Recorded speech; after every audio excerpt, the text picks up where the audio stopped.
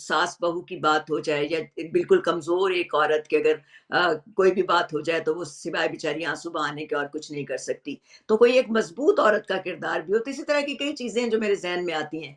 आप क्या समझते हो? किस तरह से देखते हो इसको? पहला जो मेरा प्ले था, वो ज़फ़र साहब ने किया था। एक मोहब्बत सौ हुँ, अफ़साने से पहले हमने एक ऐसे ही उन्होंने मुझे मोइन अंकल अल्लाह बख्शे मोइन अख्तर उनका एक प्ले आता था सचमुच।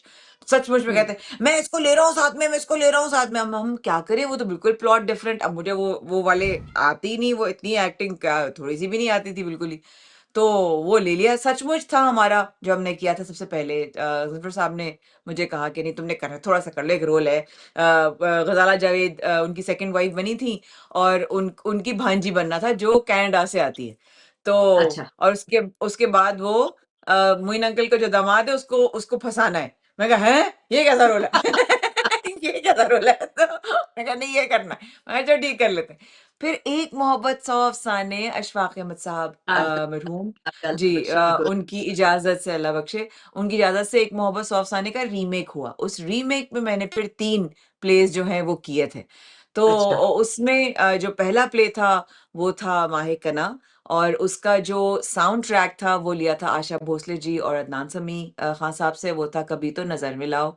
और उसके ओह! बाद वो उसके बाद हमने शगुफ्ता एजाज़ उसमें थी, माय स्वीटहार्ट और उनके उनके साथ हसन थे जो कि फ़ायज़ा सलीम के भाई हैं और मैं थी उसमें और मैंने असली थप्पड़ भी खाया था। इसकी गूंज आज तक मुझे महसूस होती है। आए तो हाय! तो ऐसे हुआ एक्टिंग। फिर लैला मजनू हो गया। फिर लैला मजनू हो गया, हम टीनेज में थे। फिर वो था अच्छा। लैला मजनू था, एक बार कहो तुम मेरी हो। फिर हमने वो किया। ओह! फिर फिर हमने एंकरिंग कंटिन्यू की, एक्टिंग की इजाज़त ममनू हो गई थी। मैंने कहा ये रोमांस-वोमांस मुझे समझ नहीं आता टेलीविज़न पे। ये अच्छा ही लगता छोड़ दीजिए आप इसको। आप इसको छोड़ दीजिए। मैंने कहा जी अच्छा हम इसको छोड़ देते हैं, हमने छोड़ दिया। ग्रेट। ड्रामा समझते हो कि ड्रामे में जो चीज़ें आज पाकिस्तान में होनी चाहिए, ड्रामे के जो मौज़ूआत होने चाहिए वो हो रहे हैं? या मैं जब ड्रामा देखती हूँ तो कभी मेरा दिमाग में कुछ और चीज़ों का ख़्याल भी आता है और मेरी तरह मेरा ख़्याल है बहुत सारे लोग भी सोचते होंगे, बहुत सारे ऐसे हसास मौज़ूआत हैं, जो मैं समझती हूँ कि ड्रामे में चलने चाहिए। अतीका उडो से मेरी बात हुई तो उसने कहा कि अच्छा आप कैसी औरत देखना चाहती हो? मुझे एक जुमला लिख के भेजो। हम कोशिश करेंगे कि वैसी औरत का किरदार करूँ। क्योंकि हम बात कर रहे थे एक बहुत मज़बूत औरत की, जो कि रिश्ते भी निभाती है, जो कि ओह! ज़िंदगी के देखती है, जो बाहर जाके दुनिया में काम भी करती है, जो अपने घर में बच्चों को पालती भी है। तो इस तरह की एक ऐसी मज़बूत औरत भी दिखानी चाहिए, बजाए इसके कि वो सास-बहू की बात हो जाए या बिल्कुल कमज़ोर एक औरत की अगर कोई भी बात हो जाए तो वो सिवाय बेचारी आँसू बहाने के और कुछ नहीं कर सकती। तो कोई एक मज़बूत औरत का किरदार भी हो, तो इसी तरह की कई चीज़ें हैं जो मेरे ज़हन में आती हैं। आप क्या समझते हो? किस तरह से देखते हो इसको? अब वैसे यू वेरी राइट ऑनेस्टली देखें पर्सपेक्टिव और पॉइंट ऑफ व्यू और फीडबैक कभी गलत नहीं हो सकता लेकिन इस पर्सपेक्टिव और पॉइंट ऑफ व्यू से मैं बहुत ज्यादा इत्तेफाक करती हूँ क्योंकि अम, मैं आपको ऑनेस्टली बताऊं I be very blunt I don't know what will happen after this interview if I what I am about to say उसके बाद क्या होगा अल्लाह ही जाने लेकिन जिसको उस पर एतबार होता है उसको वो जो रब की तरफ देखता है वो सबकी तरफ नहीं देखता जो सबकी तरफ देखता है वो रब की तरफ नहीं देखता तो बिल ये भी मैंने ही कहा था। तो अच्छा।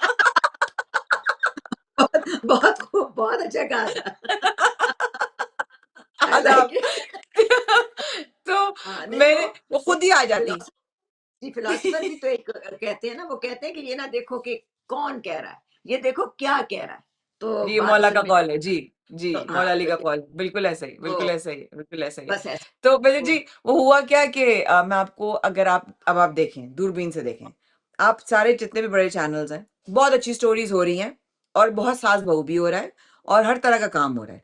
अच्छा, अब इसमें जो जो चेंजेज़ आई हैं ना, पहले राइटर्स जैसे कि नूरुल्लाह शाह हमारी, ठीक है, अशफाक साहब, अल्लाह राइट। बख्शे, जितने भी लोग वो पहले जब किरदार लिखते थे, तो वो बहजत को ज़हन में रखकर लिखते थे कि मुझे बहजत चाहिए।